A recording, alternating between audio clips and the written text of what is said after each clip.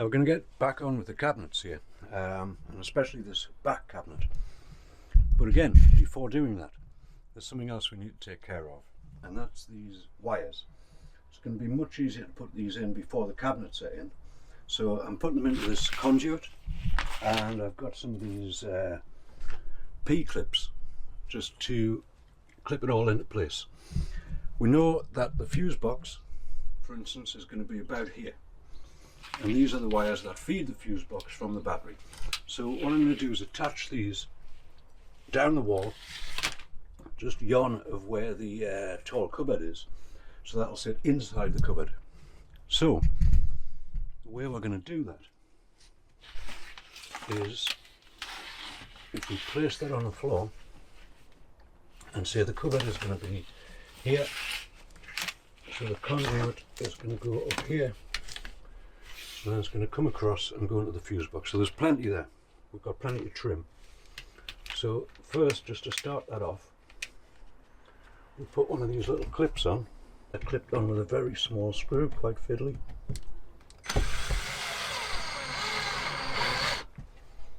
It's got it. Okay, we've got a couple of them in, and the idea is just to continue with that all the way along the wall, and then do the same for these wires for the utilities. Okay, so that's got them cables in. But another consideration has come up whilst doing this, which I may tackle before putting the cupboard in, because a bit more cabling. We have this consumer unit, which we're going to put here, and that will want to feed some plugs again on the side of this cabinet. So I may put a piece of this cable in to take care of that. And we also have the DC charger up the front, which is either going to go in the battery box or on this part here. We'll see how that goes. But I think this cable would be a good idea to put in whilst we're putting cables in. The whole electrical setup for this I'll go over in some detail. I just want to get these wires in. I want to get on with the cupboards, so I've got to put these wires in. The very next thing after that will be wiring everything up, and I'll go over the entire setup, what I've chosen, why I've chosen it, and how I've wired it up when we get round to that. But for now, I'm just going to put a piece of this cable in, and then we're back to the cupboards. Okay, so a tall cupboard is starting here, and it's going up to the ceiling. But first of all, we want a measurement from there to the ceiling. Now what I've done to take that measurement is I've put this pole in, and I'm going to measure the pole. The pole is square, this way and that way. And if we just measure the pole from top to bottom and cut that first batten for that. This is just roughly positioned for now, but it's a nice tight fit. And we want to make absolutely sure that it's square this way, which it is, maybe just a millimetre or so, or that may indeed just be the flex of the wood. And we'll make sure it's square that way. Maybe he wants to go back just a touch.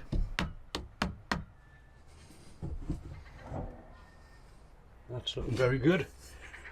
Make absolutely sure by checking the other side, which is equally looking very good. So this is our position for the first batten. We have it 6mm set back from the line, and we have it 6mm here. Now what I can do with that is I can take a measurement from here to here, because I'll put a ceiling strut in first, then attach that to the ceiling strut. Then we'll continue another strut down here and down here. We'll put another one at the back and another one in here, and then we should be in a position to cut the panel and fit it. That's I was thinking I may fit the side panel in two sections, because there's a lot of scribing to go on there. There's this, we've got to get round this wheel arch, we've got to get in here, but we know that the worktop is going to finish at a particular height, and we could easily cut that sheet in half and just join it on the worktop. It won't be seen, it's inside the cupboard, and I think that would be easier than trying to do the one continuous scribe for that piece, because it is a very difficult shape. It's the first piece of that framing in place. Now next we're going to consider this back door. If I square that with the floor, like that, then we've got enough clearance at the top there for the MDF to go on. Alright, there it is. I'll just show you what I've done. I've skewed that in there, it's right into the floor, very solid, and I've put a fairly large countersink on it, just so the screw head isn't protruding. And we've got 2 self-tappers in there, into the column, that's all good. So the next point of consideration is to put this one in line with that. Now I haven't got that back piece of framing in. I'm tempted to fit this panel permanently, fix that permanently in, because we could then continue this along here,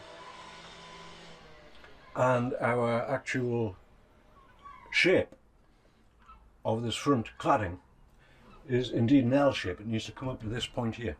Alright, so the idea is we're going to clad this back cupboard today, or right now. I'm going to make the front piece first. I have an overhang here of 6mm, so the other piece will fit in this way, and similarly an overhang on this 6mm, so it'll fit in that way. So what I've done is I've taken the longest measurement, which is this one here. There's a little bit of detailing to do around the ceiling here, but I've taken that longest measurement and I'm going to cut that off the sheet. Okay, so I've offered this up, and it's this little detail here, and there's a slight curvature on the ceiling, so I'm going to see if I can scribe that out. I've put it in place. I've got a 6mm hanging over this side here, so when we cut that out it should fit perfectly.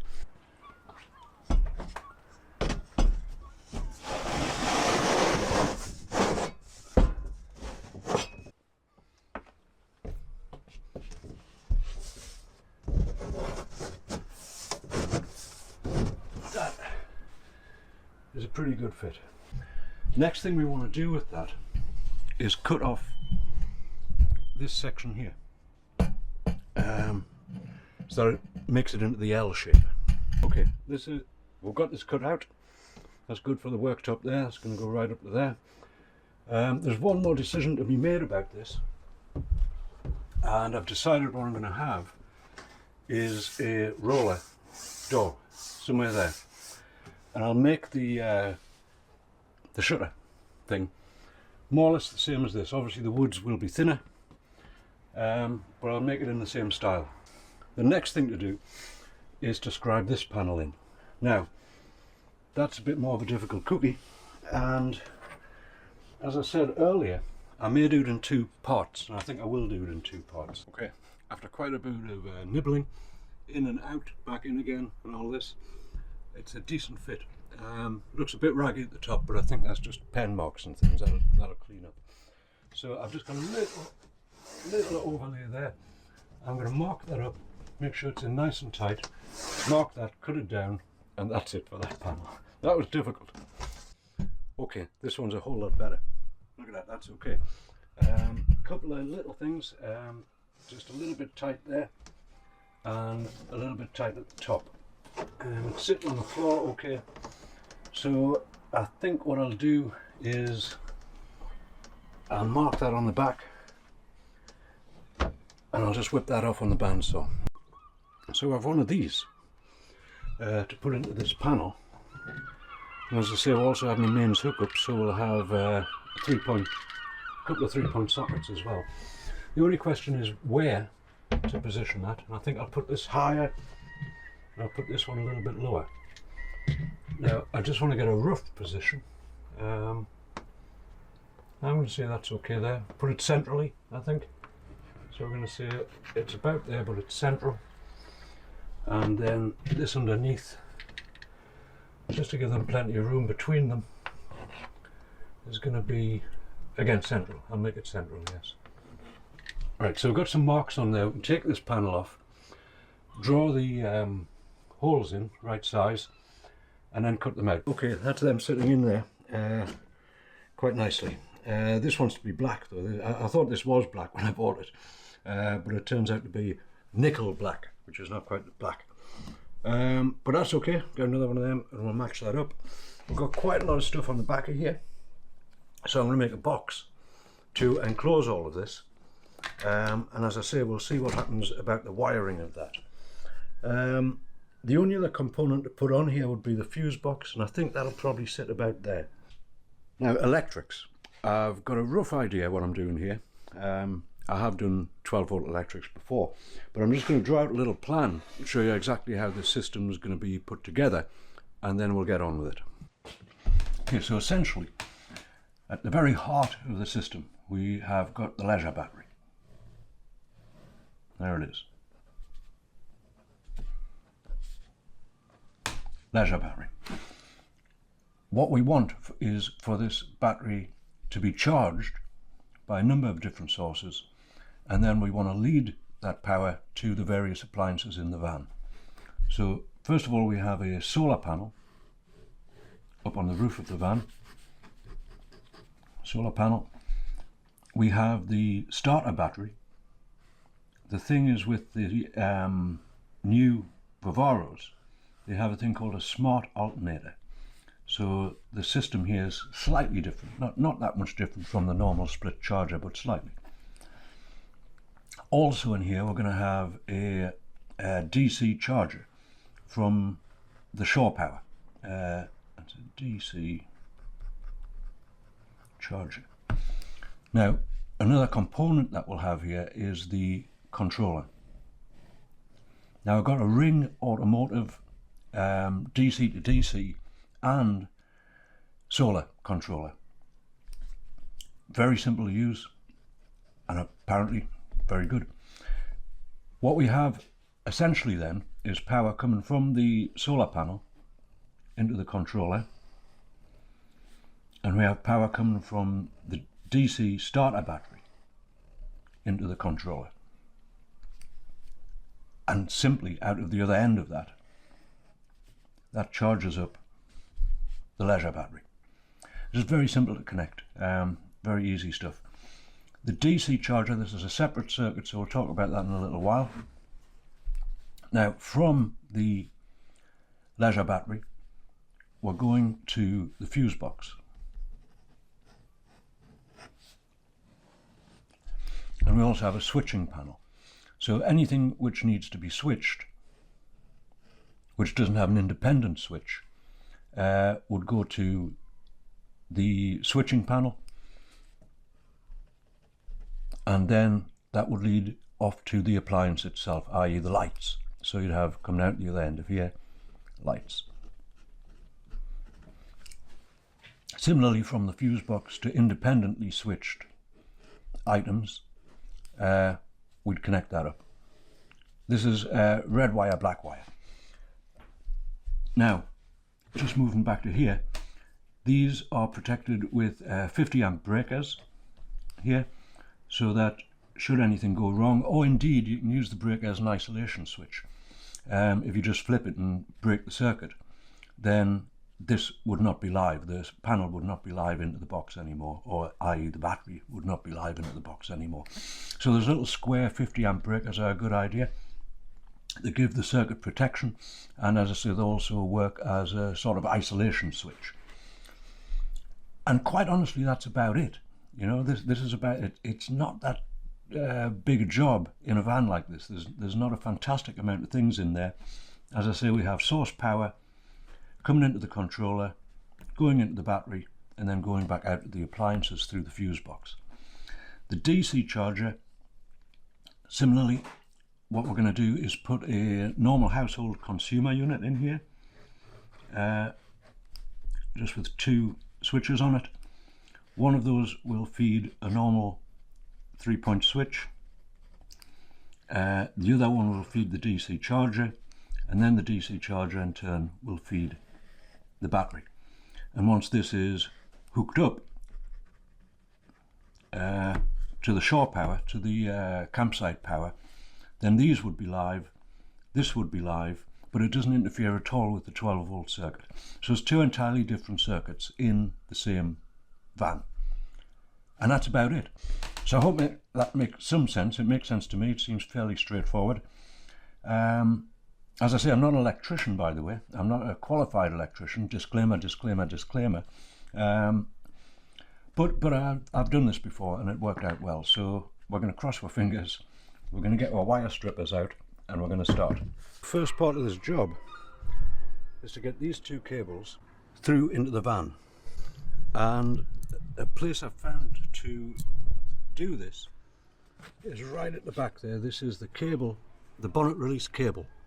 On the bonnet release cable there's a grommet and it has a couple of lugs on, and I've cut through one of those lugs and I've pushed the wire through. It has come through into the cab, so I think we're looking good there. I'll just show you it. Alright, again a little bit fiddly but not too bad actually. We've got both of these cables through here and I'm going to somehow see if I can get it behind this panel and then under this trim. Alright, so this first piece of stuff here, if we simply take the door seal off, then the wires will slip behind that quite nicely. This was putting the wires in here, and there's a void between the cushioned carpet and the wheel trim. So we've put them in there and they're almost out the other side. We're just going to take a look at that now and see what we can see. So we've got the wire here coming all the way through. We can put that just under there and then that's going to sit along there and it's going to just make it to the battery box. Alrighty, so one more time under the bonnet. I've got the fuse box fixed on here. I've got this terminal ready to go on the live, and I have this terminal ready to go on the negative. Yeah, that's all I'm going to do with that for now. I'm not going to wire it up. I'm going to wire all of the internal components up first, and then we'll put that on. Our next task here is to sort this area out and get everything to shape, everything to size, put everything in place. So we're starting this with this fuse which is coming from the starter battery, and we've got a lead on it there which will take it into the controller. Now I'm just going to screw that in place. This will probably come out actually, but in the future when we finish this box off, but I'm just going to screw it in place temporarily for now, just so everything's where it should be. The next thing that I think I'll do is I'm going to put this earthing cable on. This is going to go to this earthing point and then it'll eventually go to the battery. So again, we just want to strip the end of that and get a connector on it. Okay, so we've got that terminal on there, all shrink wrapped and everything, good to go. I'll put it back into its bit of conduit, and that, as I say, is just going to attach to this area here and then lead itself round to the battery. We want to put this breaker in between the solar panel and the charge controller. I'm going to put the breaker about there, so we're going to lead this from the solar panel into that. I'm going to take it out the other end and give it plenty of space to get into the charge controller. So that's the next thing. This is all just a job of cutting the wires to the right sizes, putting the crimps on, tightening it all up. We're making good progress with the electrics. This is all wired up at this point. Just to go through it again, we have the fuse coming from the starter battery, and then a lead which is going to go into the charge controller, and we have the negative lead for that also into the charge controller.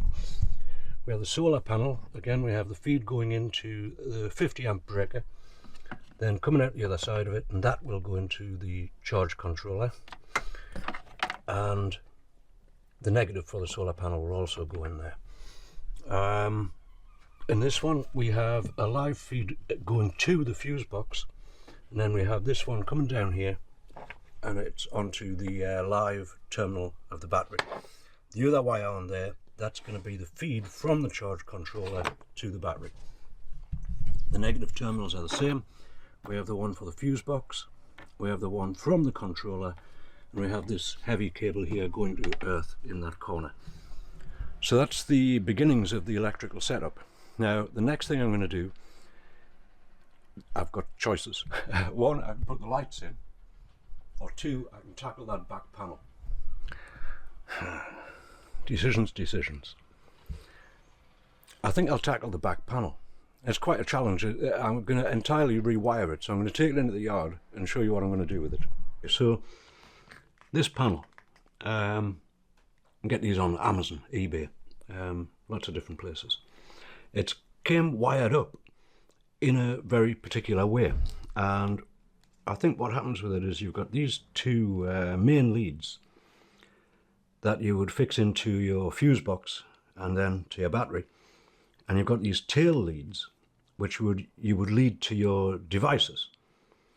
Now what that means is that the panel would be constantly live unless you put an extra switch in.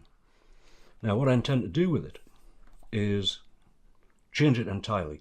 I want to make these switches independent, so they will work whether the panel's switched on or not. And I want to make this first switch the switch which powers the 12 volt, the battery controller and the USB ports. So if we look at the back of that, there's a little bit of snipping to be done. Essentially, what I'm saying is all of the wiring can come out of these bottom switches. We can just take all that out and we can cut it off at this point and then rewire this first switch to the rest of it. Okay, so now what we're saying is this would be the switch live, so that would go to the middle terminal of this switch. This is the neutral, so that would go to this terminal, and then it would come back out and go to the fuse box, and the direct live from the fuse box would go to the top terminal. So I'll knock some little pieces of wire up for that. I've got some of these spade bits, and I'm going to test it. I'll just test it on the leisure battery. Okay, so that's that. As I say, we're just taking the neutral to the bottom from the panel itself, from the components on the panel, from these components on the panel. We've made this switch activate the panel, and the way I've done that is we have the neutral coming out of there, going to the bottom terminal of the switch, and a wire to test it with. We have the positive going to the top of the switch, and we have the switched live in the middle. Now we want to test that. Switch it on. There you go. So that's all seems to be working fine. 12.7 volts in the battery, and I'm sure these will be live as well. I'm not going to test them, I'm pretty sure they'll be live. So that's good. So far so good. Theory is working. Well, next thing is to consider wiring these up. So what we're going to do with this is wire it up to the fuse box and have these switches operate the utilities in the van which aren't individually switched.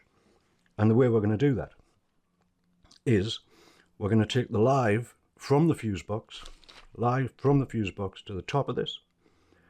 We're going to take the live then to the fridge or water pump, whatever, and we're going to take the neutral from the fridge, water pump, whatever, into the bottom and then into the fuse box. And that should be it. Okay, so one thing to consider here is the placement of the fuse box, and I've decided to put it over there. These wires will then come straight up and feed it, and the rest of the wires will come in this way, and that'll all be out of the way of the roller door. So first thing to do is to wire up the fuse box from the battery compartment. Okay, so just to show you how I've done this, I've got the lights. This is for the lights, and we've got from the main cable for the lights to the switched live here, permanent live coming from the fuse box, and the neutral is also connected via the fuse box. Okay, all wired up. These are all wired up the same. We've got some things which are switched, so they're not going through this panel, and we have the cover with the various names of the things on. As I said, there's a couple here, I'm not sure which is which, and I'll put them on when I fire it up. So all we've got to do here is put the fuses in, put the correct rated fuses in, which I'll find out later, and then tidy all this up, get it all nice and snug into the corners, clipped in. That'll be good. Okay, so that's it for this episode. In the next one, we're going to be doing the drawers, making the drawers from scratch, and we'll also finish off the other little bits and pieces with the electrics. Once all of that's done, it's time to start fitting the hob, and the van will come together very quickly at this point. If you're enjoying the series, do consider subscribing to the channel. Do give the video a thumbs up, and thank you very much for watching.